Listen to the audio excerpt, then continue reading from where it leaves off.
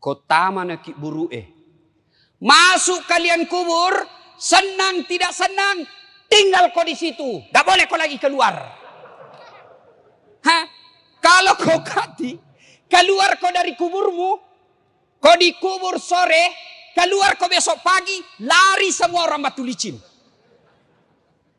Nah, kalau masuk kubur, tidak bisa makin ngapa-ngapain.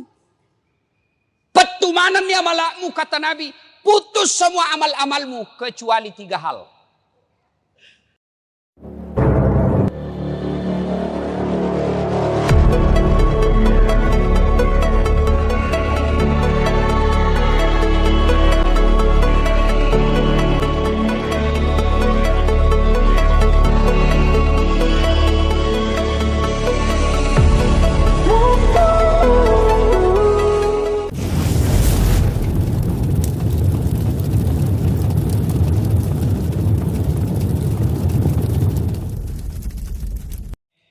Pernah lihat orang ngantar jenazah?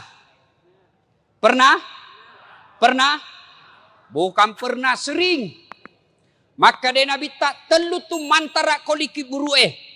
3 yang ngantar kamu ke kubur. Tapi 2 yang kembali, 1 yang setia menemanimu. Yang pertama harta. Keluar semua harta ngantar. Mobil, motor, keluar semua. Begitu masuk kubur, ada harta yang masuk? Ada harta yang masuk? Ada kain kafan. Tidak ada orang mentang-mentang kaya kasih masuk handphone, kasih masuk kipas angin. Tidak, kaos kaki saja orang Islam tidak boleh kau pakai. Yang kedua mengantar kita apa? Keluarga. Keluar semua teman-teman, keluarga kita, sahabat kita pergi mengantar ke kubur. Tapi begitu masuk di kubur, ada yang mau temani? Ada yang mau temani? Tidak. Meskipun bapak kalau meninggal istrinya, meskipun sayang sama istri, mau masuk di kubur. Nabi bilang, kemanapun kau pergi, aku akan mengikutimu. Gunung kan kudaki, lautan ku seberangi, masjid kau lewati. Masuk di kubur, ada yang mau temani? Tidak. Yang ketiga kata Nabi, yang mengantarmu amal. Inilah yang akan mengikutimu kemanapun kau pergi. Masuk di kubur, dia akan masuk. 2 jenis amal. Amal kebaikan, amal keburukan. Masuk. Taman iki buru ditimbun. Pak, ada perantau di sini? Ada dari Sulawesi? Coba angkat tangan. Oh, banyak-banyak. Ada dari Jawa? Banyak. Ada orang Banjar? Bubuhan Banjar, Jar. Banyak betul. Kampungnya.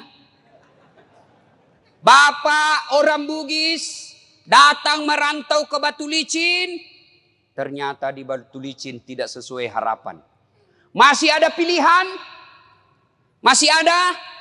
Ada. Pulang lagi Pak. Lewat Batu Licin turun di Parepare. Dari Jawa merantau ke Batu Licin. Sampai Batu Licin kada nyaman. Bulik lagi pian. Pergi di Jawa. Iya toh? Cocok. Tapi demi Allah. Kota mana ki buru masuk kalian kubur. Senang tidak senang. Tinggal kau di situ. Tak boleh kau lagi keluar. Kalau kau keluar kau dari kuburmu. Kau dikubur sore, keluar kau besok pagi, lari semua orang Batu Licin. Nah, kalau masuk kubur, tidak bisa makin ngapa-ngapain. Petumanan ya malakmu, kata Nabi, putus semua amal-amalmu kecuali 3 hal. Haji almarhum Haji Andi Arsad dengan istri, ada mi di kubur? Almarhum Abdul Latif bin Siapo, bapaknya Ustadz, ada di kubur? Soeharto, Habibie, Gus Dur, Soekarno, ada di kubur? Mbah Surip, tak gendong kemana-mana. Dek nagaga, hilang semua. Maka putus semua orang sudah dalam kubur. Yang bisa menolongmu kata Nabi telu mani. Tinggal 3 perkara yang bisa menolongmu kalau kau sudah masuk kubur. Apa gerangan yang menolong? 1 kata Nabi, anak yang soleh dan soleha. Bukan anak anggota DPR, bukan anak kontraktor, bukan anak profesor, bukan anak tentara polisi, bukan. Tapi apa? Soleh dan soleha. Menjadi soleh dan soleha tidak harus tinggi sekolah. Menjadi soleh dan soleha tidak harus kaya. Menjadi soleh dan soleha tidak jadi pejabat dulu, tidak. Biar tidak ada sekolahmu kau bisa jadi soleh dan soleha. Biar kau miskin boleh kau jadi soleh dan soleha. Dan itu gampang. Mau jadi anggota DPR? Wane piro. Mau jadi bupati? Lebih mahal lagi, tipu kiri kanan. Mau jadi pengusaha batu bara? Siaga duitmu. Mau kau jadi soleh dan soleha? Biar kau miskin bisa. Mau kau jadi soleh dan soleha? Biar tidak ada sekolahmu? Boleh. Gampang. Nih bapak-bapak ini di depan saya sudah muka-muka sakaratil maut. Di mana-mana dia. Kira-kira kalau bapak mati, siapa doakan kau? Siapa? Istrimu. Kalau dia masih muda, kawin lagi. Ibu-ibu, kalau meninggal, siapa doakan? Suami. Mak bene sih. Siapa yang doakan kita? Anak. Saya ini contohnya. Kakak saya. Jarang saya doakan. Nah minta doakan Kak De. Itu pun kalau saya ingat. Tapi siapa yang selalu saya doakan di sujud terakhir saya setiap sholat. 5 waktu saya selalu sujud. Saya di ujung sujud saya selalu berdoa. Allahumma ghafirli wali walidayya warhamhuma kama rabbayani shaghira. Dan saya merasa almarhum Abdul Latif termasuk bahagia di kubur. Kenapa? Karena saya setiap sujud bukan diriku kudoakan tapi bapakku. Namobi bapakku bukan kontraktor. Meskipun bapak saya tidak tahu bahasa Indonesia, meskipun bapak saya tidak ada sekolahnya, tapi insya Allah bahagia di kubur karena anaknya selalu doakan. Nih bapak-bapak kalau mati ki, mau ki lihat bagaimana nasib tak dikubur? Lihat anakmu sekarang, lihat anakmu. Kalau anakmu malam Jumat kau intip, baca Yasin di dalam kamar, harapan. Pagi-pagi, siapa buka pintu itu? Intip, tahu wah. Anaknya yang bungsu buru-buru ke masjid. Harapan no. Anakmu pergi main futsal jam 5. 10 menit sebelum menjalan, lari-lari pulang cepat rumah. Kenapa? Dia mau tunggu sholat jamaah maghrib di masjid. Harapan Pak, meskipun kau cuma ngontrak-ngontrak. Biar anakmu tinggi sekolahnya. Banyak uangnya. Banyak istrinya. Tapi tidak pernah sembahyang. Macilaka kok. Pintar bahasa Inggris Ustaz. Apa hebatnya pintar bahasa Inggris? Nah bilang jago sekali anaknya itu Ustaz. Masih SD pintar bahasa Inggris. Nah banyak anak-anak pintar bahasa Inggris. Nggak percaya pergi kok di Inggris. Itu anak-anak di Inggris Pak. Bahasa Inggris semua. Apa kalau dia pintar bahasa Inggris? Memangnya kalau dia pintar bahasa Inggris berdoa pakai bahasa Inggris. Oh my God. Please help me my mother. Bleh. Pasti bahasa Bonjar juga. Bujur. Maka Pak Bu, yang bisa menolong Bapak seketika kubur, anak yang soleh dan soleha. Yang kedua, yang bisa menolong kita ketika sudah masuk di kubur, apa? Sedekah. Nih, bapak-bapak yang banyak cincinnya. Jamrud, ruby. Pak Sudian, mahal jamnya. Kalau pian mati, siapa pakainya itu?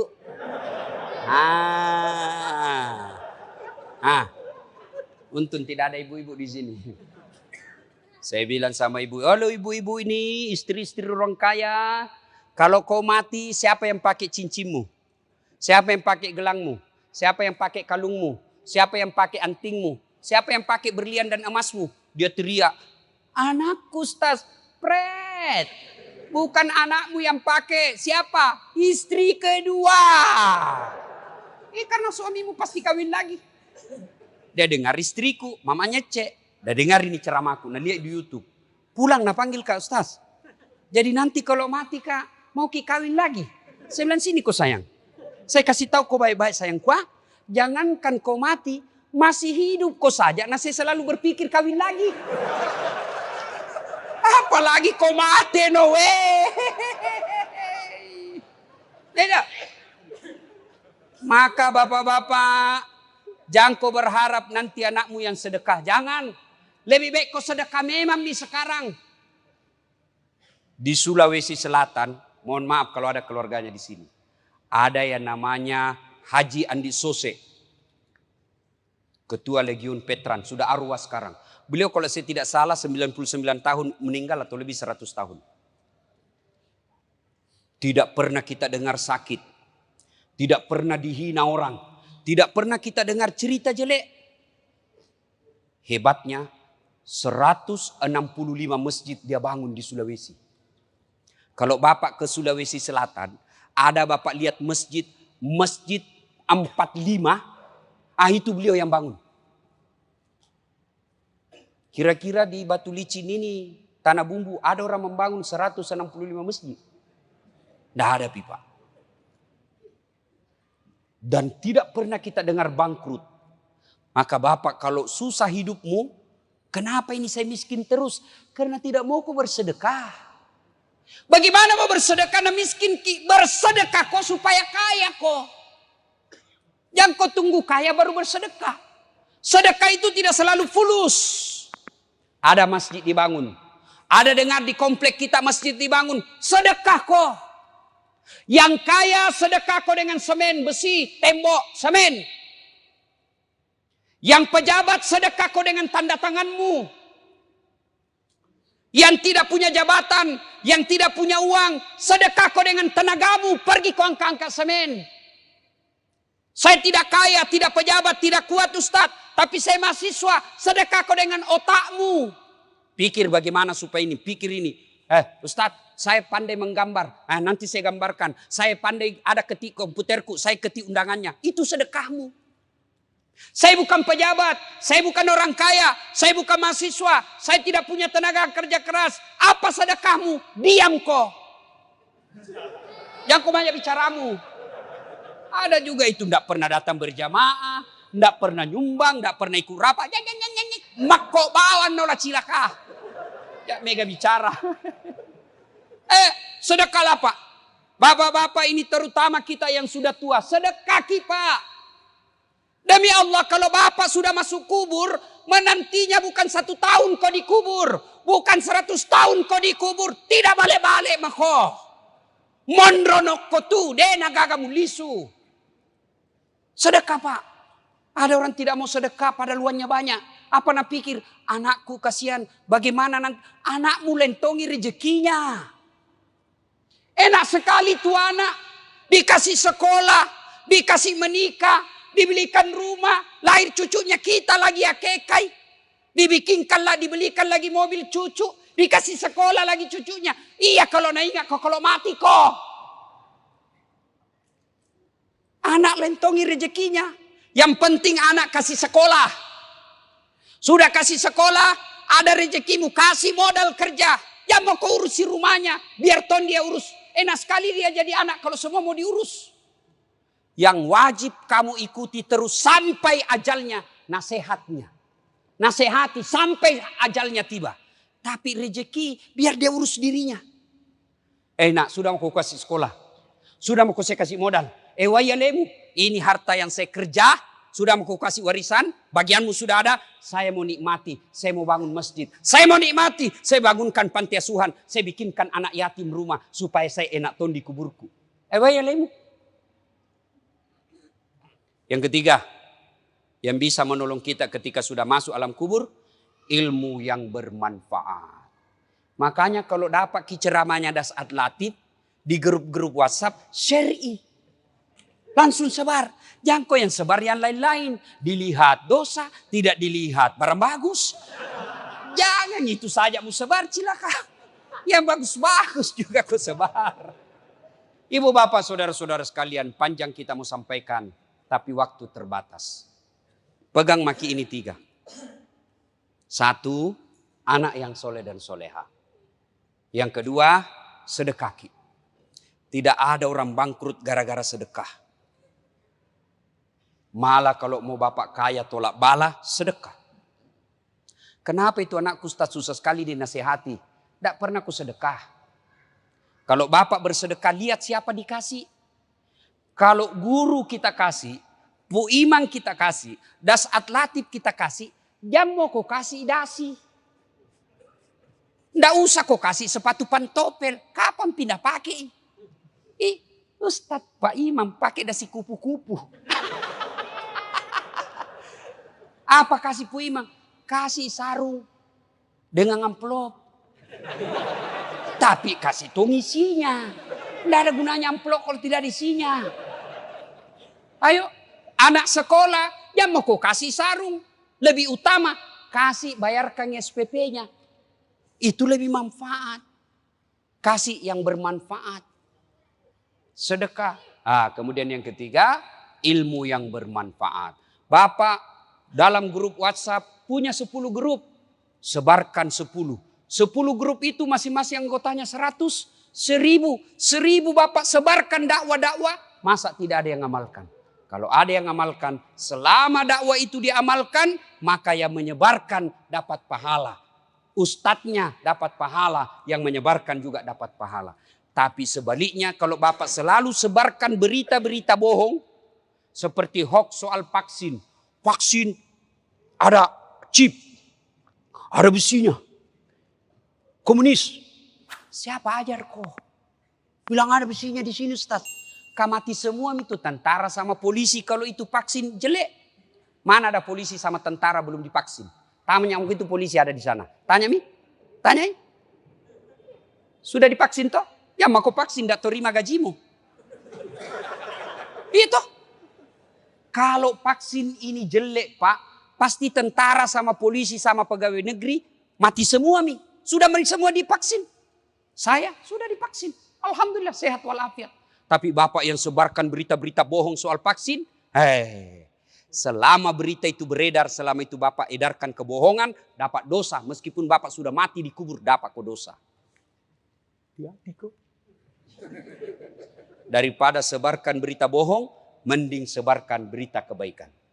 Terima kasih, lebih dan kurangnya mohon dimaafkan. Mari kita kirimkan suratul Fatihah kepada Rasulullah Muhammad SAW. Khasiat dan keutamannya kita ikhlaskan kepada almarhumah Hajjah Wardatul Wartiyah binti Haji Abdul Somad dan arwah Haji Andi Arsad Peta Tahang. Al-Fatihah.